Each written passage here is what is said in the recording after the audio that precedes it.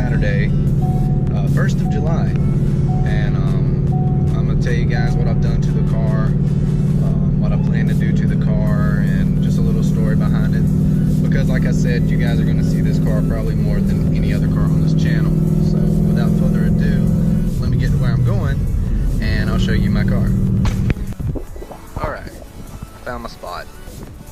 Nice and quiet, no cars to really mess up my audio, because I've already recorded a video about my car, but the audio was messed up, not from cars or anybody passing by, but from my hand. I was really smothering the GoPro, all you could really hear was my hand. But let's try to do a better go at this time around. I'm going to start at the rear of the car, exterior mods that I have done. I haven't really done a lot of performance stuff yet. I do have plans in the future for this car, but starting at the rear, I have put the Roush spoiler on it, and I did get it color painted, color matched. I ordered it color matched, I better should say, and the color match perfect. Very easy to install. They give you the template, you just cut it out, drill the holes, put it in, and then you're done. Very, very easy. At the bottom of the bumper, which this is a base bumper, so it was interesting to do this. At the bottom of the bumper, I did install the Roush quad tip valence as well, and it was hard, but now that I've done it, I know like what exactly you have to do as far as what pieces you have to cut in order to put the valence on.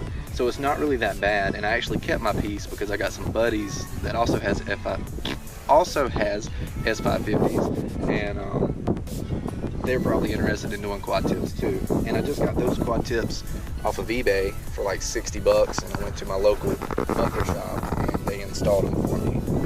Now the exhaust that I have set up, or the exhaust setup that I have on this car, muffler delete, X pipe, I still have the stock cats with the quad tips, and that's all I'm running.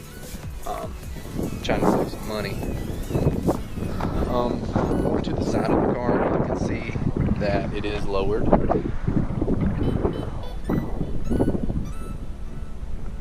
I have Ebach Sportline springs, and I love the way that they make the car set, because the way these cars come from the factory, the front end sticking up a little bit higher, and I always thought that was kind of funny looking, but nevertheless, that was one of the first things I did to the car, is I went ahead and fixed that stance, and I couldn't be happier.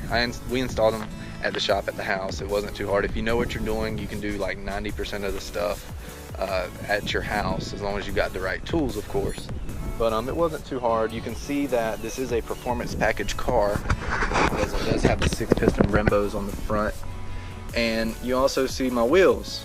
These are rough R1s, I believe. It is a staggered set.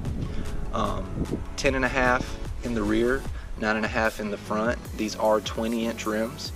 I went with the Nitto NT555 G2 tire, just because I've never driven on this tire, and I will say my fronts have lasted me a very long time. I've already been through one set on the rear. Next go around, I'm probably going to change it up. I haven't decided what tire I want to go with next, but that is when these tires do wear out. The fronts, like I said, they are perfect. My yellow brakes, see if you can see them real well, with VHT high temperature engine paint in the yellow, of course, and I got some Brembo stickers stick on there to make it still look factory, and I just like that clean look. It looks like it came that way, and that's how I wanted it to look. I did do the rear brake as well, just so it would match, even though there's nothing really special about that one. But anyways, front of the car, the only thing I've done to the front of this car as of right now is the Cervini's upper and lower grille. And excuse all the bugs, the car is filthy. The grille's not hard to install. One thing I do not like is this mesh.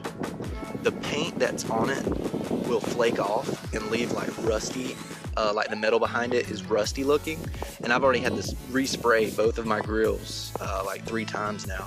And if I could go back, I'd probably go with the MMD grill that just has like the thick bars going across it, like the 4 thick bars. I do like the way that one looks a little bit better. Or I might just take the mesh out, but I'm a little paranoid about having a big gaping hole in the front of my car. That's about everything I've done to the exterior of the car mod wise. I will show you the inside, although there's nothing very special about it. Excuse my mess. It is a base performance package car. It does have the fancy gauges and the different finish on the dash trim, but that's not aftermarket. 1990 model radio, which we all grow to hate. These seats get the most attention that out of anything I've done to this car, obviously because they pop and they're pretty freaking cool. These are Brom Elite Series Sport Bucket seats. They are in the British tan color, and I will say I'm super happy with the quality of these seats. Brom has backed me up through the whole step, like through the whole series of getting them. It took a little while for them to come to me. That's actually not the color that I ordered. I ordered brown, but when they sent me pictures of those seats and they were like, this is our new color, I was like, it kind of grew on me. I said, well, I like this color better, go ahead and send them. And they came on through, and I'm really glad that I went with them because it's just so different. The brackets, I went with planted, which is what they do suggest, obviously. And but anyways, the seats are really good quality. They hold up very well. I've been to the Tail of the Dragon, and I've of course had to get there as a 6-hour trip, and I sat in those seats, and they're very comfy. They don't wear you out. I will say that they do sit low. It kind of reminds me of a Corvette, if you've ever driven a Corvette. It sits a little low if you're a little short. And in the rear of the car, I do have a rear seat delete. It is a Schrader rear seat delete. I don't know if you can quite see it real good. I'm still amateur at this whole videoing thing, but I'll get better at it. Another thing I did is the GT deck lid, how it's yellow. I cut that out myself. I made my own little template. It's not perfect, but I just like to be a little creative with the stuff that I do to my car. Just because I'd rather not like just spend like, I don't know how much these badges go for, but however X amount of money, let's say 40 bucks, when I could just go to my vinyl shop and get a piece of vinyl and cut it out myself. It's just a little bit more satisfying for me. And I am representing Brom. Here's my Instagram, and the flag is part of a group that I have down here, down in the Myrtle area called Coastal Muscle. I also have a little one on my windshield, and feel free to go check us out on Facebook. We have a Facebook page, which is where most of our stuff goes down, especially if you're in the area or visiting Myrtle Beach. Check us out, and we do events, especially weekly. There's always something going on, which I'm about. When I get done with here, I'm headed to the car wash and going to a cruise in. I do not use my prop rod, and I do not understand why Ford just would not put these cars, like put these rods on these cars from the factory. I really don't understand that, but nevertheless, 60 bucks. I found them on eBay, and they've done me real good. I've had the car May of 2016 is when I got it, so it's been July the 1st, and it's just over a year, and they've held up really well. Excuse me. As you can tell, I have painted up the engine covers on each side. Of course, I did it myself to go with my color scheme. I think they turned out pretty good for me. I'm not no professional painter or nothing, but it does good by me. It does have the factory strut tower brace that comes on the performance package cars. I have a JLT catch can that surprised me at how much oil it sucks out, like it's crazy.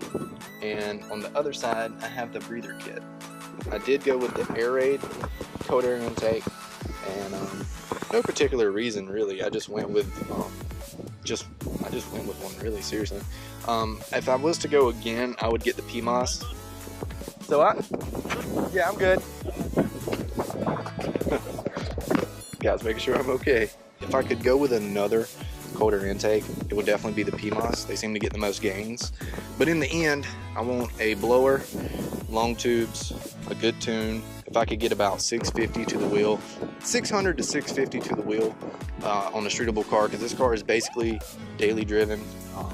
And I've put, when I got this car, I found it used. It had 8,000 miles on it last year, and I put like 22,000 on it in a year. And I do a lot of highway driving, living where I live. I live outside of Myrtle Beach, but I kind of live in a smaller town, so it's a lot of highway driving, so the miles do add up. But I couldn't be happier with this car. I'm ready to see where it goes. I'm ready to see where this YouTube channel goes. And I have a lot of friends through the Coastal Muscle group that have really awesome wicked cars. And I hope to get videos out on their cars one at a time and just show you guys the car scene of the Myrtle area and down here in South Carolina. So really, I look forward to trying to get better at video editing for one, and not messing up my audio and how I hold my camera, and we'll see where it goes. So I appreciate it if you watch the video.